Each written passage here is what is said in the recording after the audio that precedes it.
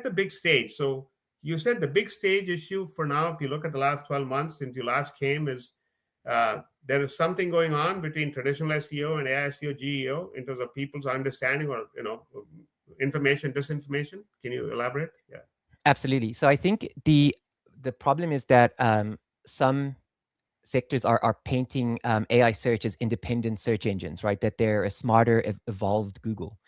And they are in the sense that before you would get 10 results, you would pick a result, read into it, and maybe one or two more.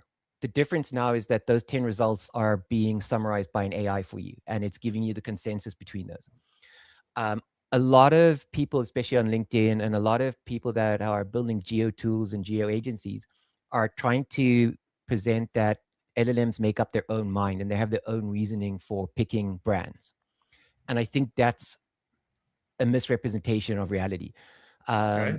There's only really 3 search engines that cover the World Wide Web, and that's Google, Bing, and then others like Brave Search, Baidu, DuckDuckGo, and DuckDuckGo uses Bing, and Yandex, which covers the Russian market. LLMs don't do the same job. They sit above search engines, primarily Google. And so the things that you need to do to get into an AI still require SEO. I think I see my LinkedIn feed is full of people saying that AI uses different trust mechanisms. It goes to G2 a lot. It goes to Capterra a lot, and it has its own brand assessments. And I don't think that's really true.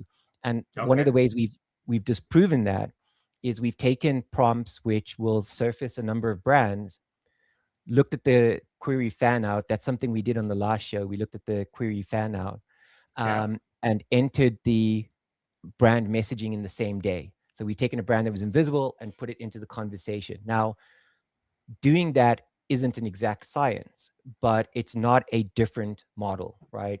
And so I think for a lot of CMOs, demand gen people, marketing people that are being told that they have to run schema and they have to create clear content, these things really don't mean that much for AI tools. I think that's a bit of smoke and mirror and a bit of confusion. I think quite often the people telling us that don't actually know. I mean, if you go to Claude or ChatGPT and ask it how it works, it will tell you that because it's just reading that from another blog, and it's essentially being fed by Google.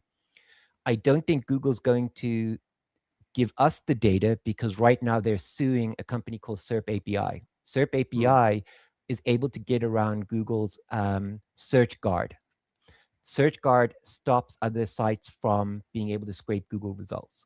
And until that's resolved, I don't think Google are going to come out and say much more.